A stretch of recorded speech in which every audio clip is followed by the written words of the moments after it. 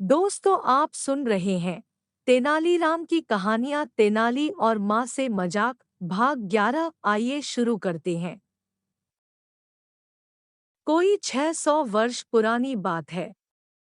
विजयनगर का साम्राज्य सारी दुनिया में प्रसिद्ध था।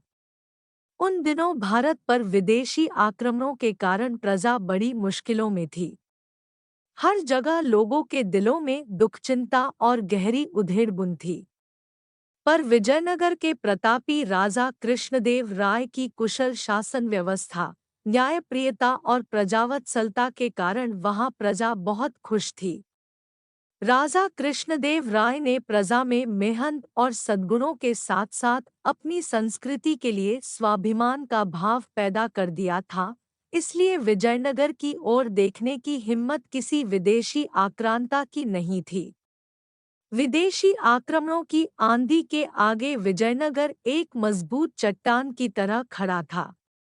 साथ ही वहां लोग साहित्य और कलाओं से प्रेम करने वाले तथा परिहास प्रिय थे। उन्हीं दिनों की बात है। विजयनगर के तेनाली गांव में एक बड़ा बुद्धिमान और प्रतिभा संपन्न किशोर था। उसका नाम था रामलिंगम। वह बहुत हंसोड़ और हाजिर जवाब था। उसकी हास्यपूर्ण बातें और मजाक तेनाली गांव के लोगों को खूब आनंदित करते थे।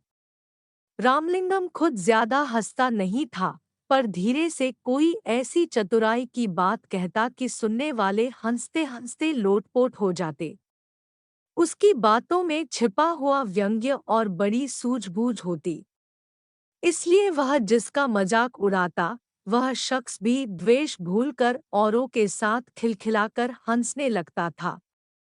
यहाँ तक कि अक्सर राह चलते लोग भी रामलिंगम की कोई चतुराई की बात सुनकर हंसते हंसते लोटपोट हो जाते। अब तो गांव के लोग कहने लगे थे, बड़ा अद्भुत है यह बालक। हमें तो लगता है कि यह रोते हुए लोगों को भी हंसा सकता है। रामलिंगम कहता, पता नहीं रोते हुए लोगों को हंसा सकता हूँ कि नहीं, पर सोते हुए लोगों जगा को जरूर सकता हूँ। सुनकर आसपास खड़े लोग ठठाकर हंसने लगे।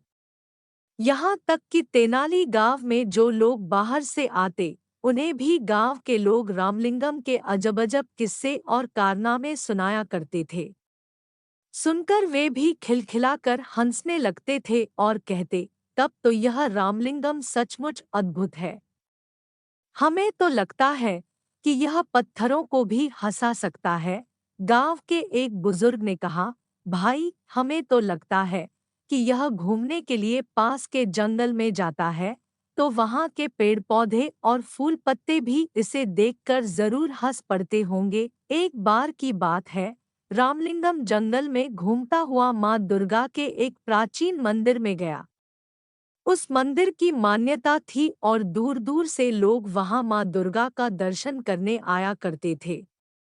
रामलिंगम भीतर गया तो मां दुर्गा की अद्भुत मूर्ति देखकर मुग्ध रह गया। मां के मुखमंडल से प्रकाश फूट रहा था। रामलिंगम की मानो समाधि लग गई। फिर उसने दुर्गा माता को प्रणाम किया और चलने लगा। तभी अचानक उसके मन में एक बात अटक गई। माँ दुर्गा के 4 मुख थे, 8 भुजाएं थी। इसी पर उसका ध्यान गया और अगले ही पल उसकी बड़े जोर से हंसी छूट गई। देखकर माँ दुर्गा को बड़ा कौतुक हुआ। वे उसी समय मूर्ति से बाहर निकलकर आईं और रामलिंगम के आगे प्रकट हो गई।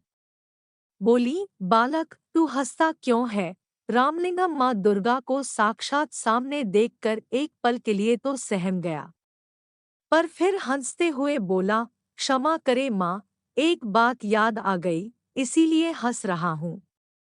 कौन सी बात? बता तो भला, माँ दुर्गा ने पूछा। इस पर रामलिंगम ने हंसते हंसते जवाब दिया, माँ मेरी तो सिर्फ एक ही नाक है, पर जब जुकाम हो जाता है तो मुझे बड़ी मुसीबत आती है। आपके तो 4 4 मुख है और भुजाएं भी 8 है। तो जब जुकाम हो जाता होगा तो आपको और भी ज्यादा मुसीबत रामलिंगम की बात पूरी होने से पहले ही माँ दुर्गा खिलखिलाकर हंस पड़ी। बोली, हट पगले, तू माँ से भी मजाक करता है।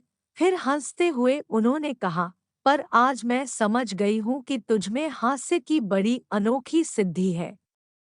अपनी इसी सूझबूझ और हास्य के बल पर तू नाम कमाएगा और बड़े बड़े काम करेगा। पर एक बात याद रख, अपनी इस हास्यवृत्ति का किसी को दुख देने के लिए प्रयोग मत करना। सबको हंसाना और दूसरों की भलाई के काम करना। जा, तू राजा कृष्णदेव राय के दरबार में जा। वही तेरी प्रतिभा का पूरा सम्मान करेंगे। उस दिन रामलिंगम दुर्गा माँ के प्राचीन मंदिर से लौटा तो उसका मन बड़ा हल्का फुल्का था। लौटकर उसने माँ को यह अनोखा प्रसंग बताया। सुनकर माँ चकित रह गई। और फिर होते होते पूरे तेनाली गांव में यह बात फैल गई कि रामलिंगम को दुर्गा माँ ने बड़ा अद्भुत वरदान दिया है। यह बड़ा नाम कमाएगा और बड़े बड़े काम करेगा। उसके साथ ही साथ तेनाली गांव का नाम भी ऊंचा होगा। आपको ये कहानी कैसी लगी? आप हमें कमेंट करके ज़रूर बताएं।